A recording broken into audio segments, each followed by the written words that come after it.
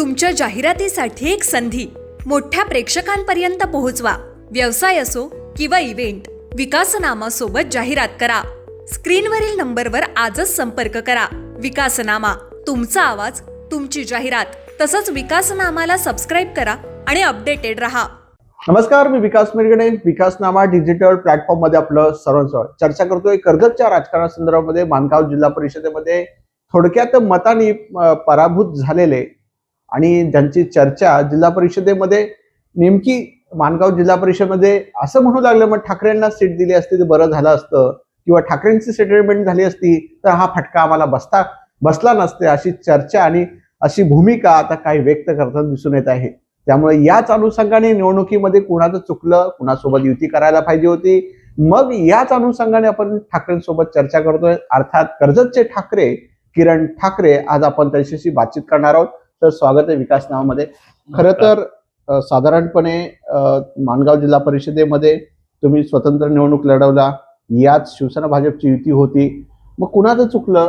साधारणपणे तुमचा 5,000पेक्षा जास्त तुम्ही मतदान घेण्याचा प्रयत्न केला, काय कशामुळे पराभूत झालं? तुमचं चुकलं की शिवसेना चुकलं की भाजपचं चुकलं? नाही, आता आपण तसं पाहिलं तर महायुती म्हणून शिवसेनेबरोबर आपण निवडणुका लढल्या. आता माझी पक्षाच्या हिताची भूमिका होती. मी त्यांच्याकडे आधी 3 जिल्हा परिषद मागितले होते, नंतर 2 वर म्हणजे झालं होतं की 2 आपल्याला त्यांनी कबुलीत केलं होतं की 2 जिल्हा परिषद आणि एक 5 एक पंचायत समिती, 5 किंवा 4 ह्याच्यामध्ये असं बोलणं सुरू होतं. पण ते शक्यता होती देण्याची. नंतर असं काय झालं ते मला पण कळालं नाही. मग चर्चा कोणाशी करत होता? ठाकरेंची चर्चावरती, थोरव्यांची चर्चा करत होती, नेमकी चर्चा कोण करत होतं? काही लोक, मध्यस्थी लोक माझ्याकडे आले होते. ते आमदारांबरोबर चर्चा त्यांची सुरू होती आणि त्यांनी देण्याचं कबूल केले होते की 2 जागा भाजपला आपण देऊ. ते ठरलंही होतं. नंतर दुसऱ्या दिवशी त्यांनी त्यांची भूमिका बदलली आणि मग आम्हाला स्वतंत्र लढण्याचा निर्णय घ्यावा लागला. मग हे ज्या पद्धतीने ठाकरेंची किंमत त्यांना कळली नाही, भाजपला कळली नाही, शिवसेनेला कळली नाही, की आमदारांना कळली नाही? नाही, कसं असतं राजकारणामध्ये आपण ऍडजस्ट केलं पाहिजे. आता आपण तिकडे पाहिलं असेल तर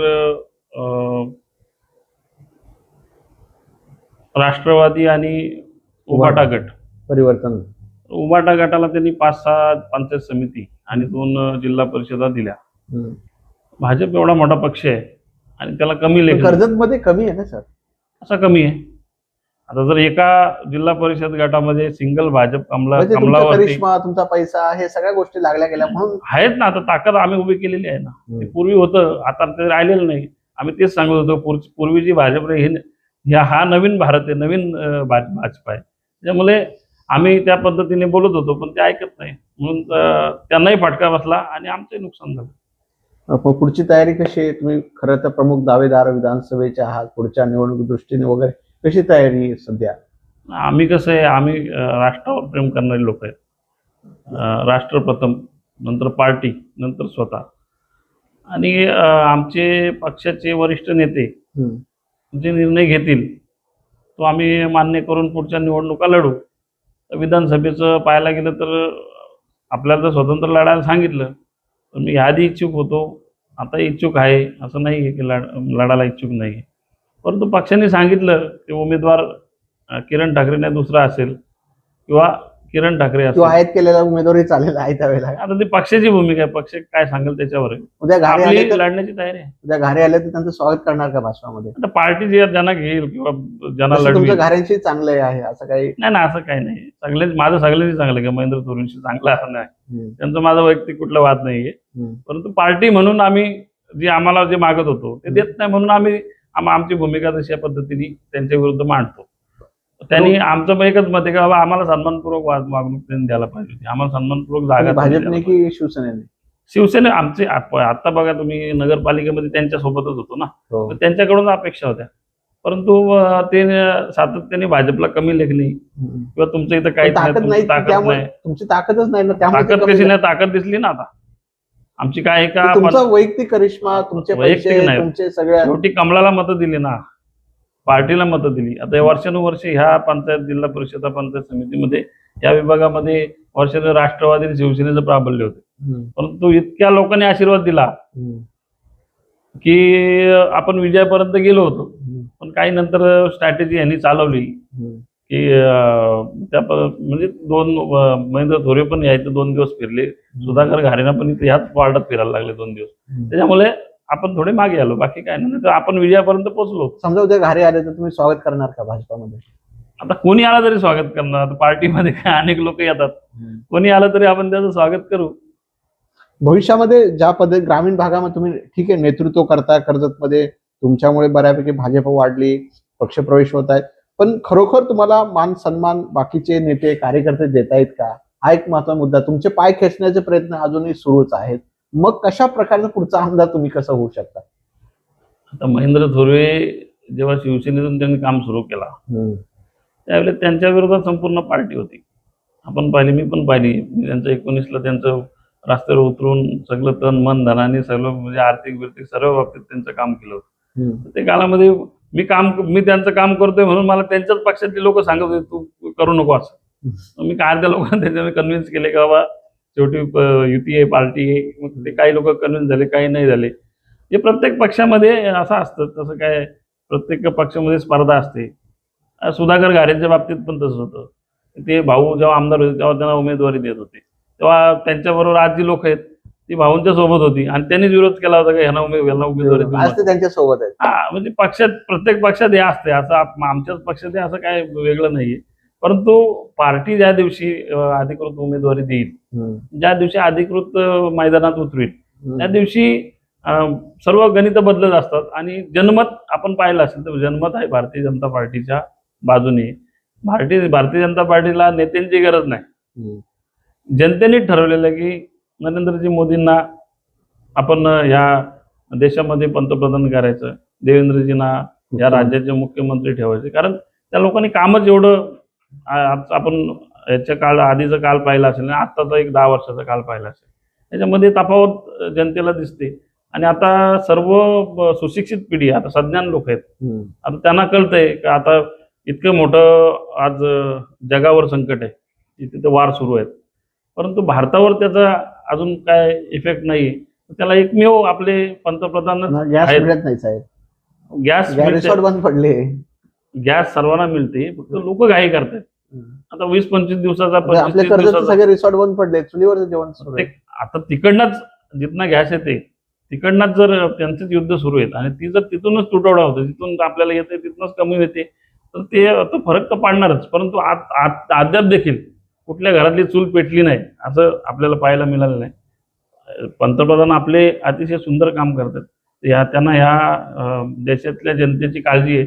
आणि मला तरी विश्वास आहे की ह्या देशामधल्या सर्व चुली पेटत राहतील, गॅस मिळत राहील.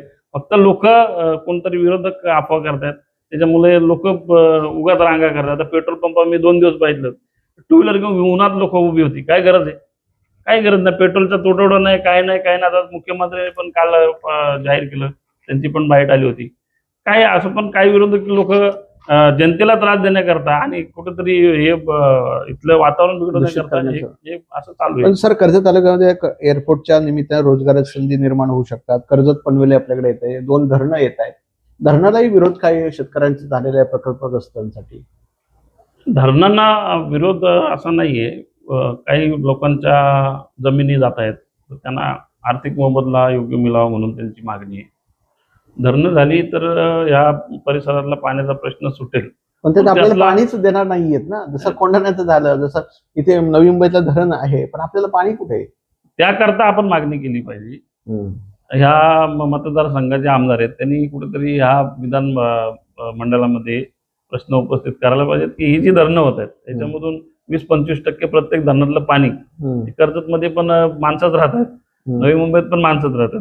ते कर्जतच्या जनतेला ते पाणी कसं मिळेल त्याकरता सर्व पक्षीय लोकांनी प्रयत्न केला पाहिजे. का धरणं होणार आहेत आणि ते 20-25% जर पाणी, भाऊंनी एक भूमिका मांडली होती याच्या आधी.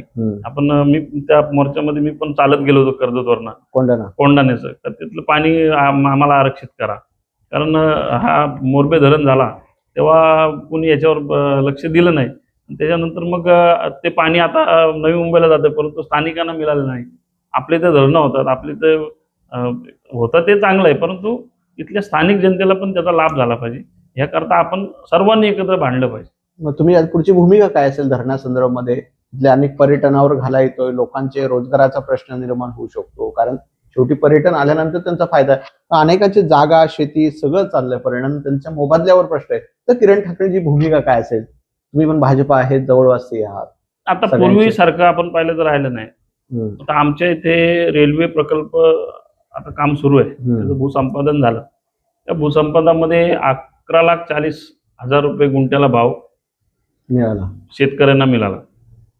पण तसं अर्धे पाहायला पैसे तर खरं त्यावेळेला पण मला वाटतं तुम्ही त्या परदेशी मॅडम त्यांच्या विरोधात पण वाटतं त्यावेळेला तुम्ही आंदोलन वगैरे. हा, मग ते काही शेतकऱ्यांच्या अडचणी होत्या, काही ना उगाच त्यांचे पैसे थांबवले होते, त्यावेळी तुम्ही उगाच काही दलाल लोक जाऊन तिथेशी त्यांच्यामध्ये वादविवाद करून त्यांना देऊ नका, यांना देऊ हा, नका. त्यावेळी आपण- तुम्ही भूमिका महत्वाची घेतली माझ्या माहितीप्रमाणे. त्यांना मिळावं म्हणून आपण ते प्रयत्न केला. आपण त्याच्यामध्ये सांगितलं की शेतकऱ्यांचा जो मोबदला आहे तो त्यांना द्याय, दलाल लोक कशाला मध्ये पाहिजे. त्यांचे सातबारे त्यांच्या अकाउंटला पैसे देऊन मोकले हो ना. तुमचा प्रकल्प तुम्ही करा, पण त्यांचे उगाच कशाला कागदोपत्री घोडे नाचत.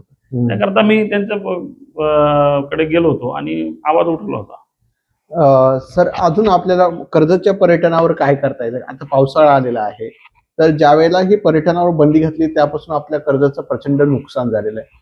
तर पर्यटन मंत्र्यांकडे तुमचं सरकार आहे, देवभाऊ तुमचे मुख्यमंत्री आहेत, अशा वेळेला किरण ठाकरे कुठेतरी या संदर्भामध्ये बोललं पाहिजे.